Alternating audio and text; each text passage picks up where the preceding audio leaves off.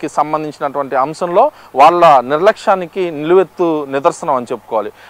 తర్వాత ప్రయాణికుల దగ్గర నుంచి తీసుకెళ్లేటటువంటి సరుకు ఏం తీసుకెళ్తున్నారు, కింద ఉండేటటువంటి లగేజ్ ట్యాంకుల్లో ఎలాంటి సరుకు వెళ్తుంది అనేది కూడా కొంత ఆందోళన చెందాల్సిన విషయం. ప్రస్తుతం మనతో పాటు పబ్లిక్ ఉన్నారు, వాళ్ళతో మాట్లాడదాం అసలు పరిస్థితి ఏందని. చెప్పండి, నిన్న కర్నూలు ఘటన చూసాము ఇవాళ ఉదయం, అదేవిధంగా నిన్న నెల్లూరు జిల్లా, ఉమ్మడి నెల్లూరు జిల్లా నాయుడుపేటలో ఒక లక్కీ ట్రావెల్స్, రాత్రి వీకావేరి ట్రావెల్స్, అంటే ఒక ట్రావెల్స్ అనే కాదు అనేక ట్రావెల్స్ కూడా ప్రయాణికుల జీవితాలతో చెలగాటమాడుతున్నాయి. ఎలా చూడొచ్చు దీన్ని?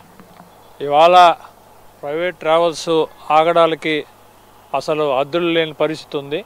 ఇవాళ చూసినట్లయితే ప్రతి ఏడాది కూడా ప్రైవేట్ ట్రావెల్స్ బస్సులు కావచ్చు, లేకపోతే టిప్పర్లు కావచ్చు, ఏదైనా మోటార్ వెహికల్స్ సంబంధించిన దానికి ప్రతి ఏడాది కూడా ఫిట్నెస్ సర్టిఫికేట్ ఆర్టీఓ రోడ్డు రవాణా శాఖ అధికారులు దాన్ని చెక్ చేసి దాని తర్వాత ఫిట్నెస్ సర్టిఫికేట్ ఇవ్వడం జరుగుతూ ఉంది. అయితే బస్సుల్లో దాదాపు 40 మంది ప్రయాణికులు నుంచి 80 మంది ప్రయాణికుల వరకు ఎక్కి ప్రయాణం చేసేటటువంటి పరిస్థితుల్లో మరింతగా క్షుణ్ణంగా పోవాల్సినటువంటి ఆర్టీఓ అధికారులు పూర్తిగా నిర్లక్ష్యంగా ఏజెంట్ల ద్వారా వేలాది రూపాయలు తీసుకొని ఇవాళ ఇతర రాష్ట్రాల నుంచి వచ్చే బస్సులు ఇవాళ ఇక్కడ తిరుగుతూ ఉన్నాయంటే దీని యొక్క రోడ్డు ఆర్టీఓ అధికారుల యొక్క నిర్లక్ష్యం, వాళ్ళ యొక్క ధనదాహం. ఇవాళ ఎంతోమంది తెలుగు రాష్ట్రాల్లో దాదాపు ఈ ఏడాది 10 బస్సుల వరకు కూడా ఇటువంటి ఘటనలు జరిగినటువంటి పరిస్థితి. సుమారు 30-40 మంది వరకు ప్రాణాలు కోల్పోయినటువంటి పరిస్థితి. చిన్నారులు, అభంశుభం తెలియని చిన్నారులు ఇవాళ చూసినట్లయితే అట్టే ఇవాళ కొనుక్కొని చనిపోయినటువంటి పరిస్థితి ఉంది.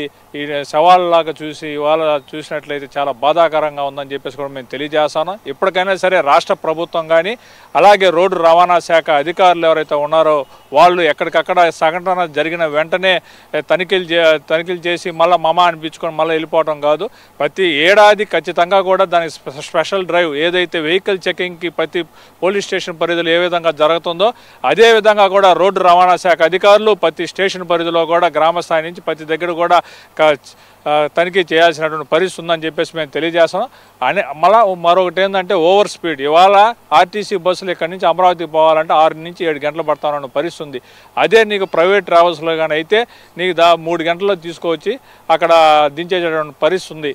వీటి మీద క్షుణ్ణంగా తనిఖీ చేయాలా. అలాగే ఏదైతే కర్నూలులో జరిగినటువంటి ఘటన మీద ప్రభుత్వం పూర్తిగా ఆదుకోవాలా బాధిత కుటుంబాలకి. ఇప్పటికే కూడా ఆ ప్రైవేట్ ట్రావెల్స్కి సంబంధించినటువంటి ఎటువంటి ఇన్సూరెన్స్ కానీ పొల్యూషన్ కానీ దానికి సంబంధించినటువంటి ఎఫ్సీ 2024 మార్చిలో చేయించుకున్నటువంటి పరిస్థితి అని చెప్పేసి కూడా తెలియజేస్తూ ఉన్నారు.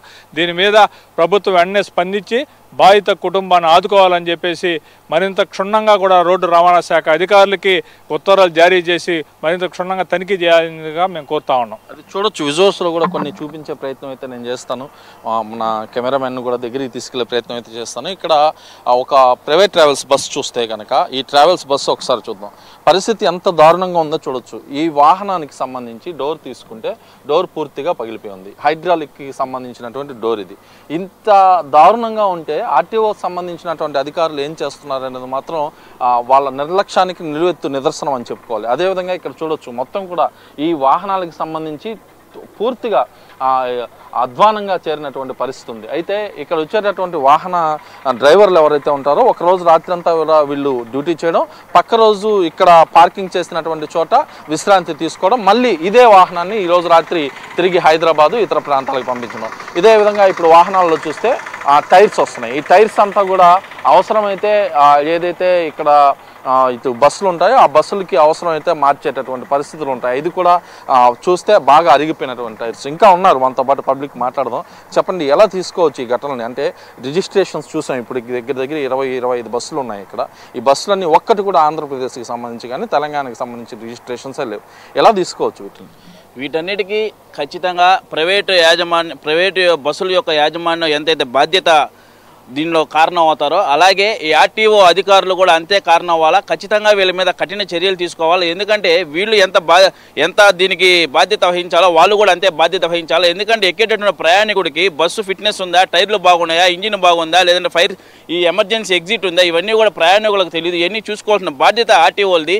ఏదైనా ప్రమాదం జరిగినప్పుడు ఇది జరిగినప్పుడు ప్రభుత్వాలు కూడా పలానా బాధిత కుటుంబాలకు 2 లక్షలు ఇస్తాం 5 లక్షలు ఇస్తాం అని చెప్పి ఈ కుటుంబాలని డబ్బు పెట్టి డబ్బుతో ఆ కుటుంబాలను కొంటున్నారు తప్పితే 5 లక్షలు ఇచ్చినా 10 లక్షలు ఇచ్చినా ఆ కుటుంబంలో కోల్పోయినటువంటి వ్యక్తులను మళ్ళీ వెనక్కి తీసుకోలేరు. కాబట్టి ఖచ్చితంగా ఈ ఆర్టీఓ అధికారుల మీద కఠిన చర్యలు తీసుకుంటే కానీ వీటన్నిటికీ ఫుల్ స్టాప్ అనేది పడదు. కాబట్టి ఖచ్చితంగా ఆర్టీఓ అధికారులను కూడా ఇటువంటి చర్యలు జరిగినప్పుడు ఖచ్చితంగా వాళ్ళని కూడా దీంట్లో ఇచ్చేసి ప్రభుత్వాలు వాళ్ళ మీద కఠిన చర్యలు తీసుకుంటే కానీ ఇటువంటి పునరావృతం కాకుండా చేయొచ్చు.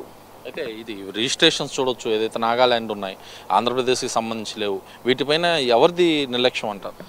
ఖచ్చితంగా ఇవన్నీ కూడా ఏంటంటే ఇక్కడ మనకి తీసుకొచ్చే లోపల రిజిస్ట్రేషన్ కావచ్చు, లేదంటే ట్యాక్స్ కావచ్చు, లేదా ఇతర ఇక్కడ మనకి ఎక్కువ పడుతుంది, అక్కడైతే తక్కువ పడుతుంది అనే ఒక ఉద్దేశంతో అక్కడ బండ్లు కొనుక్కొని వచ్చి ఇక్కడ తీసుకొని వచ్చి పెడుతున్నారు. అలాగే సెకండ్స్ బండ్లు తీసుకొని వచ్చి వాటికి టింకరింగ్ చేసి పైన కలరింగ్ వేసి అవి కొత్త బండ్లులాగా క్రియేట్ చేస్తున్నారు. ఇవన్నీ కూడా చూసుకోవాల్సిన బాధ్యత ఆర్టీఓ అధికారుల మీద ఉంది. ఎందుకంటే ఇది వ్యాపారం అయిపోయింది. ఆర్టీఓ అధికారులు కూడా వాళ్ళ యొక్క లోపాయకారి ఒప్పందాల వల్ల కావచ్చు, లేదంటే వాళ్ళకు ఉన్నటువంటి పొలిటికల్ పవర్ వల్ల పొలిటికల్ ప్రెజర్ వల్ల కావచ్చు వచ్చేటటువంటి వాటిని క్షుణ్ణంగా ఎక్కడ పరిశీలించకుండా వచ్చాయంటే ప్రతి ఒక్కదాన్ని కూడా ఫిట్నెస్ ఉందని చెప్పి నుంచి పంపిస్తున్నందువల్ల ఈరోజు ఈ ఘటనలన్నీ జరుగుతున్నాయని చెప్పని తెలియజేస్తున్నాం. అది మొత్తం మీరు తీసుకుంటే ఏదైతే అధికారుల నిర్లక్ష్యం, ప్రభుత్వ వైఫల్యాలు, ప్రభుత్వాలు ఎన్ని మారినప్పటికీ కూడా ప్రైవేట్ ట్రావెల్స్ అనే దానిపైన మాత్రం ప్రత్యేక దృష్టి పెట్టట్లేదు అనేది ప్రధానంగా వినిపిస్తున్నటువంటి పరిస్థితి. ఎందుకంటే ఒక్కటంటే ఒక్క వాహనం కూడా ఆంధ్రప్రదేశ్కి సంబంధించి కానీ తెలంగాణకు సంబంధించి కానీ రిజిస్ట్రేషన్స్ ఉండవు. అన్నీ కూడా కేంద్రపాలిత ప్రాంతాల నుంచి సెకండ్ హ్యాండ్లో బస్సులు తీసుకురావడం, ఆ బస్సులకి టింకరింగ్లు చేయడం, దాంట్లో తూతు మంత్రంగా